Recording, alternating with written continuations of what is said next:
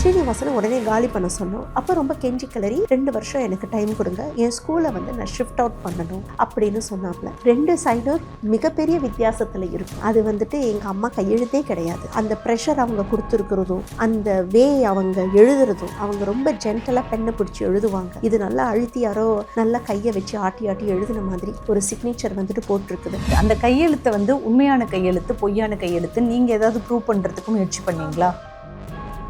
இந்த வீடு டெஃபினெட்லி எங்கள் அப்பாவோட உழைப்பால் கட்டின ஒரு மிகப்பெரிய சொத்து.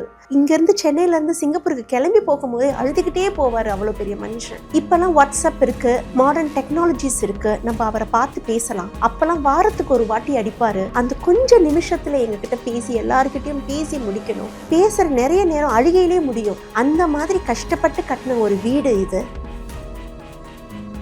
திடீர்னு இன்னைக்கு வாடகை விட்ட ஒருத்தன் இப்படி ஒரு ஃப்ராடு பண்ணி திருடன் எங்க வீடை அபகரிச்சுட்டு போனது, இதெல்லாம் முழுக்க முழுக்க பாவ மூட்டைகளை தான் அவன் சுமந்துக்கிட்டு போறான். ஆனா எங்களுக்கு தெரியவே தெரியாது, ஒரு திருடனை நாங்க எங்க பின்னாடியே வச்சுக்கிட்டு தான் இவ்வளவு நாளா இருந்திருப்போம்னு. அந்த திருடன் என்ன பண்ணிட்டு இருக்கான்னா, எங்களோட ஒவ்வொரு ஆக்ஷன்ஸையும், எங்களுடைய ஒவ்வொரு மூவ்ஸையும் நோட் பண்ணி கடைசியில இந்த மாதிரி ஒரு பெரிய விஷயத்துல எங்களை மாட்டி விட்டுட்டான். லேட் ஆகுது, இல்லைன்னு ஆகாது. அது ஏன் வீடு, நம்ம வீடு. அப்பாவோட ஆத்மா இதை அவனை மன்னிக்கவே மன்னிக்காது.